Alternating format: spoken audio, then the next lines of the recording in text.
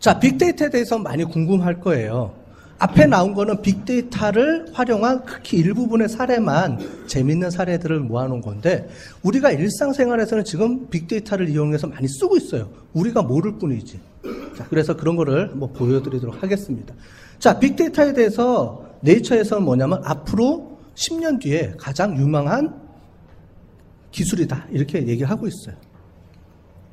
자, 가트너에서는 미국 경쟁력을 좌우하는 21세기의 원유 같은 거다. 원유라는 건 뭐냐면 베이스먼트죠. 자원이죠. 그만큼 빅데이터는 자원이 될 수 있다는 거예요. 자, 미국만 하느냐 우리나라는 가만히 있겠어요? 왜 빅데이터를 공부해야 되느냐를 설명하는 겁니다. 우리나라에서 정부가 이렇게 발표를 했어요. 미래창조과학부에서 미래성장 동력의 9가지 전략산업과 4대 기반산업이 있다. 앞으로 우리나라는 이 기술들이 이 산업들이 우리나라를 먹여 살릴 거다. 이렇게 발표를 했어요. 근데 그 발표하는 것 중에 하나가 뭐가 있어요? 빅데이터가 들어가 있습니다. 그러니까 정부에서도 빅데이터에 대해서 크게 관심을 가지고 움직이고 있다는 거죠. 근데 이렇게 관심을 갖는 이유는 요즘 들어와서 4차 산업혁명이라고 얘기들을 많이 하죠. 그러면 4차라는 게 무슨 말이냐? 이게 툭 튀어나온 게 아니고 옛날부터 이런 용어들이 이런 사항들을 설명을 했는데 요즘 그냥 그게 그 말을 이슈가 돼서 나오는 거죠. 옛날에 1차 산업은 증기기관 발명했던 거를 1차 산업혁명, 2차 산업혁명은 대량 생산, 컨베이어 벨트에서 자동차가 막 만들어지는 공장에서 막 찍어내는 3차 산업은 우리가 알고 있는 정보혁명 시대, 컴퓨터가 만들어지고 인터넷이 만들어지고 이런 시대. 자, 그런데 앞으로는 4차 산업혁명이라고 그럽니다. 거기에 빅데이터와 IoT, 지능 이런 게 들어가 있는 거죠. 이제는 뭐냐면 과거에 컴퓨터에다가 정보를 저장해 놓고 쓰는 게 이제 사람들한테 물어서 정보를 쓰는 게 아니고 이제는 기계와 기계들이 알아서 지들이 막 움직이면서 내가 필요한 거를 내가 물어보지도 않았는데 막 답변을 해줘요. 그게 우리가 알고 있는 저기 어디죠? 영화에서 나온 게 뭐죠? 자비스가 나온 게 무슨 영화죠? 어? 아이언맨에 나온 자비스 이런 거 있죠? 근데 자동으로 인공지능이 있으면서 이제 만들어진다는 거죠. 과거처럼 이제 정보혁명 시대를 뛰어넘는 거예요. 이제 자동으로 모든 사물들이 스스로 지능을 갖고 움직이기 시작한다는 거죠. 자, 이게 왜 중요하느냐? 과거에는 데이터가 내가 필요한 데이터만 골라서 저장해서 썼었던 시대예요. 근데 지금은 내가 저장하라는 얘기도 안 했는데 모든 사물들이 자기들이 알아서 막 데이터를 주고받네? 과거보다 엄청나게 많은 양의 데이터들이 생산이 되기 시작하는 거죠.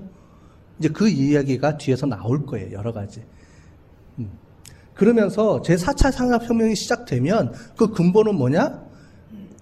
과거와는 다른 엄청나게 많은 양의 정보들이 생성이 되기 시작을 하게 되고 그 정보들을 분석하고 움직이고 할 수 있는 것들이 기술이 동반이 돼야 되고 과거처럼 물어봐서 대답하는 게 아니고 스스로 지능을 갖고 내가 원하는 것들을 사람들이 원하는 것들을 이 기계 시스템들이 알아서 움직이게 해주는 이제 그런 시대가 도래한다는 게 4차 산업혁명의 시대입니다. 그런 시대에 이제 여러분들이 살고 있고 지금 익숙하게 돼 있고 있잖아요. 그죠?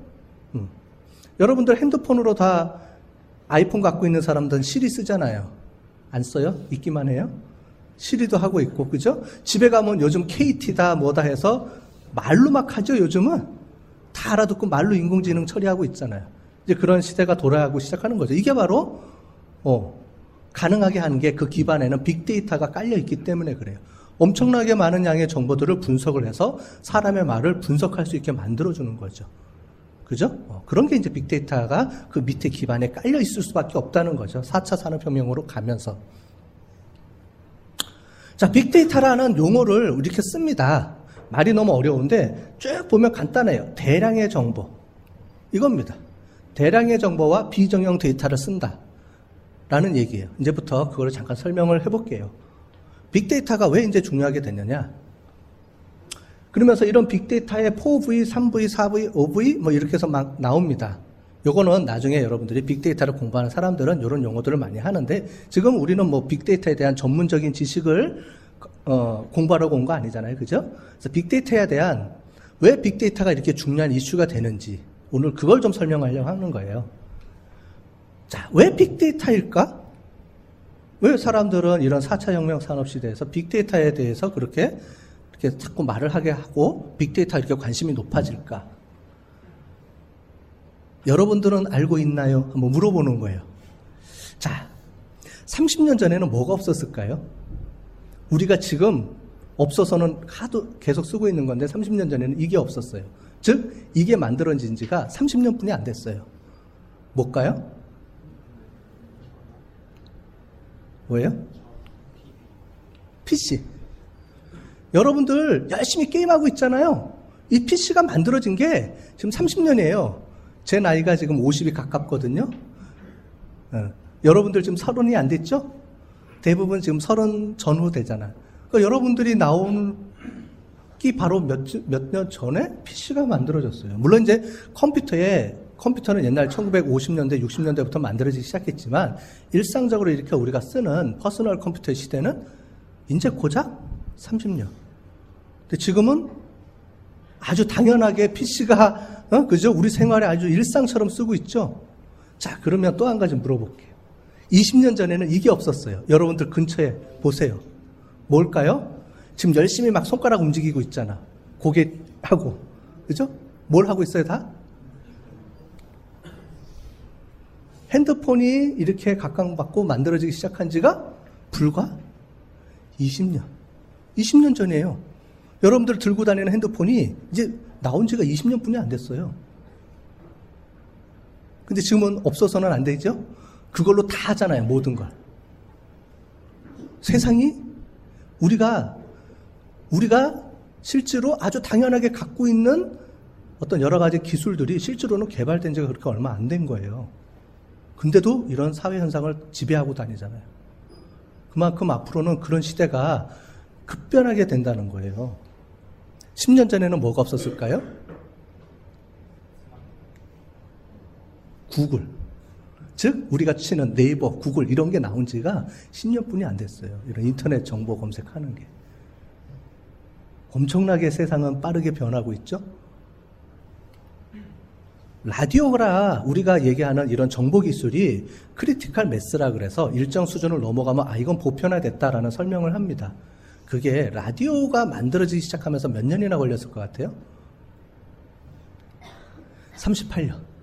라디오가 만들어지기 시작하면서 5천만 명, 즉 보편화하게 됐다라고 말하는 그런 사람까지 걸리는 기간이 라디오가 이제 보편화됐구나 이렇게 걸린 시간이 38년이나 걸렸대요. 아이팟. 여러분들이 쓰고 있는 이런 아이팟이 얼마나 걸렸을 것 같아요? 3년. 속도가 엄청나죠, 이제? 받아들이는 속도가? 자, 그런데 페이스북은 만들어지고 1억 유저가 되는 때까지 5천만 명도 아니에요. 1억이에요. 얼마나 걸렸을 것 같아요? 줄어들었겠죠, 당연히? 9개월. 여러분들 카톡 이런 거 만들어진 지 넘어가는 시기가 그만큼 1년도 안 돼서 요즘은 기술이 억셉트가 되든 없애버리든 그렇게 금방금방 이제 기술이 된다는 거죠. 그만큼 뭐예요? 우리가 살고 있는 시대의 IT 패러다임이 급격하게 변하고 있다는 거예요. 그런 변화된 속도가 앞으로 더 심하게 된다는 거죠. 이제 그런 변화된 속도에서 우리가 맞추려면은 이런 기술들을 쫓아가야 돼요. 대부분 다 전자상거래학과죠? 맞죠? 쫓아가야 돼요. 놓치면 도태돼요. 재밌는 게 몇 가지가 더 있는데 우리나라의 공중전화 박스 여기 배재대학교 건물 안에도 있나요? 학교 안에? 있으면 1개 있을까? 2개 있을까? 몇 개 있을 것 같아요? 전국적으로? 대략 74,000개 전국적으로. 자, 그런데 휴대폰은 1인당 하나씩 다 갖고 있죠? 애기들 빼고는 요즘 초등학교 2, 3학년들도 다 갖고 다니잖아. 5,300만 대. 우리나라 인구보다도 더 많죠? 결국은 한 사람이 2대도 갖고 다닌다는 거죠. 2대, 3대씩. 이제 그런 시대죠. 자, 이거 궁금하지 않아요? 우리나라 스마트폰을 갖고 있는 사람들 중에서 화장실에서 사용하는 사람이 몇 % 정도 될 것 같아요? 자, 나는 화장실 갈 때 스마트폰 갖고 다닌다. 없어요? 안 갖고 다닌다고? 화장실 갈 때 스마트폰 안 갖고 다녀요? 젊은 사람들이? 야, 대단한데? 저는 스마트폰 집에 놓고 오면 차 끌고 다시 가야 돼. 1시간 걸려서라도. 그죠? 대부분 다 그렇죠? 자, 몇 명인 것 같아요? 33%가 갖고 다닌대요. 아마 나이 드신 분들은 안 갖고 다니고 아마 젊은 사람들은 100이면 100 다 화장실 갈 때 스마트폰 갖고 들어가죠? 그만큼 내 옆에 없어서는 안 된 친근한 제품. 자, 하나 더 해서 여러분들 침대에서 자기 방에서 누워서 스마트폰 안 보는 사람 손 들어봐요. 침대에서는 안 본대. 유일하게 이 나이 많으신 분 혼자 빼고. 그죠? 젊은 사람들은 다 자기 전에 항상 스마트폰 보고 자야죠. 보고 침대 옆에다 놓고 자죠. 그죠? 그래서 몇 퍼센트.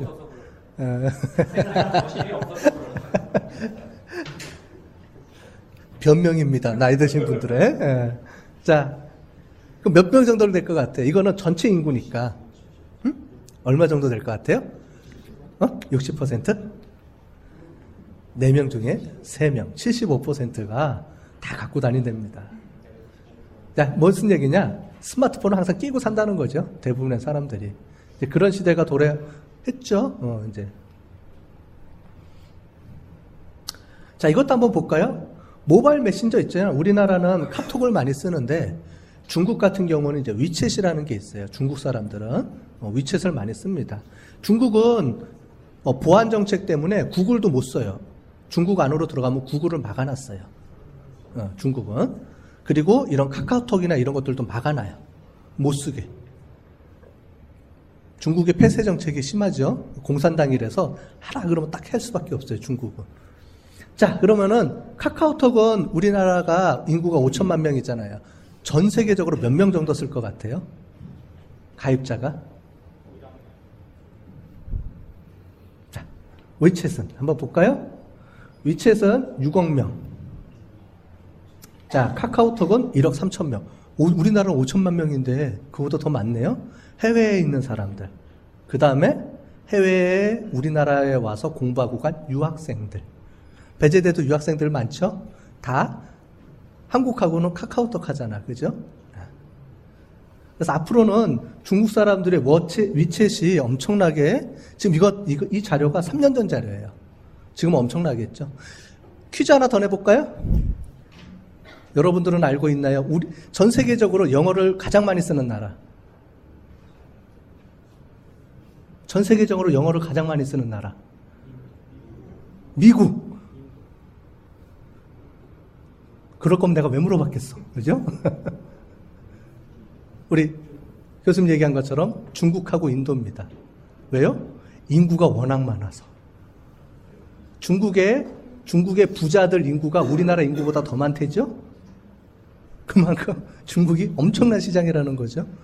그래서 중국에서 영어를 더 많이 쓰는 거예요, 이제. 응? 이제 그런 시대가 온다는 거죠. 전 세계적으로 중국 사람들이 그만큼 많다는 얘기죠. 그냥 한번 알아봤습니다. 자, 우리나라 편지 발송량이 우편. 이건 오프라인으로 가는 우편이에요. 발송량이 1년에 8,540만 통이고요. 나눠보면 하루에 한 2,300만 통 정도 된답니다. 자, 그런데 그런 편지보다 카톡 하루 동안에 일일 전송량이 얼마나 될 것 같아요? 카톡이? 여러분 지금 쉴 새 없이 하고 있잖아, 지금. 그죠? 수업 들으면서도 카톡 하잖아. 소리만 없을 뿐이지. 소리 없는 아우성이지, 지금. 사방에서 이제 요 안에 막 카톡 오고 있잖아. 그죠? 50억 건 하루에. 하루 건수가. 자, 이메일은요? 1분 동안에 2억 400만 개의 이메일이 주고받고 있대요. 자, 지금 우리가 보는 단위수가 틀리죠? 과거에, 제가 지금 뭘 비교해 주냐면, 과거에 우리가 사용했던 시스템과 현재 사용하고 있는 시스템에서의 뭐가 틀려요? 정보의 양이 틀리죠. 이해되셨죠? 왜 우리가 빅데이터라는 얘기를 하는 것 같은지 이제 이해가 되시죠? 과거에 했던 그런 데이터 양이 아니에요, 앞으로는. 그런데 문제는 이런 정보의 양이 더 빨리 변한대요, 앞으로. 페이스북 간단하게 보면 1분에 350GB, 뭐 180만 뭐 이렇게 얘기가 되고 있어요. 유튜브에 올라가는 그 1분에 72시간이 이제 사람들이 올려놓고 있다는 거예요. 자, 이런 것처럼 우리가 IoT라는 말을 같이 쓰잖아요. 그죠? IoT, 인공지능, IoT 같은 말이거든요. 그러니까 다 같이 움직여요. IoT, 인공지능, 그 다음에 빅데이터. 이게 왜 같이 어우러지냐면 IoT라는 게 인터넷 오브 띵스죠. IoT의 기본 핵심은 뭐냐면 과거에는 우리가 컴퓨터에 들어가서 데이터를 쳐서 검색하고 컴퓨터에다가 우리가 어떤 명령을 내리는 건데 지금은 그게 아니고 사물들마다 센서가 달려 있어서 서로 컴퓨터 지능을 갖고 있어서 자기들끼리 막 서로 정보를 주고받아요. 그러면서 내가 필요한 것들을 자기들이 물어보지도 않았는데 스스로 결정해서 나한테 막 알려줘요. 이런 시대예요, IoT 시대가. 그러면 과거에는 내가 데이터를 저장해서, 필요한 데이터를 저장해서 사용하던 시대였다면 지금은 빅데이터 시대는 어떻게 돼요? 이런 엄청나게 많은 양의 정보들, 아까 전에 봤죠? 그런 시스템이 발전하면서 생긴 수없이 많은 양의 정보들과 여기서 만들어지는 이런 기계들 사이에 앞으로 발전하면서 만들어지는 수없이 많은 정보들이 엄청나다는 거예요, 과거에 비해서. 근데 과거에는 그런 걸 못했느냐? 과거에는 시스템이 없었어요. 과거에 컴퓨터가 지금 만들어진 지가 얼마나 그랬어요? 30년. 그럼 과거에는 이런 대용량의 데이터들을 저장할 수 있는 시스템이 있었겠어요? 없었죠. 그런 시스템을 만든 회사가 어디냐요? 구글. 구글이 이런 엄청나게 많은 양의 정보들을 시스템에 저장해 놓을 수 있는 그런 플랫폼을 개발했어요. 그 플랫폼 이름이 빅데이터에서 하는 사람들은 가장 많이 쓰는 용어인데 하둡. 하둡이라는 시스템이 구글에서 만들어진 이런 빅데이터 저장할 수 있는 플랫폼에서 만들어진 거예요. 그거를 구글은 자기만 갖고 있는 게 아니고 오픈을 했어요. 야, 내가 써봤더니 이거 좋은데? 니네도 한번 써볼래? 이거 오픈한 거예요. 그러면서 이렇게 급속도로 빅데이터가 발전하기 시작한 거예요. 빅데이터라는 용어가 나오기 시작한 게 2011년도 그때쯤이거든요. 지금 5, 6년 정도 된 거예요. 근데 기술이라는 게 앞으로 가면 갈수록 어떻게 돼요? 기술의 발전 속도가 어떻게 돼요? 1년이 안 되죠. 이제는 계속 1년 전으로 막 받아들여지는 거죠. 엄청나게 빨라지는 거죠.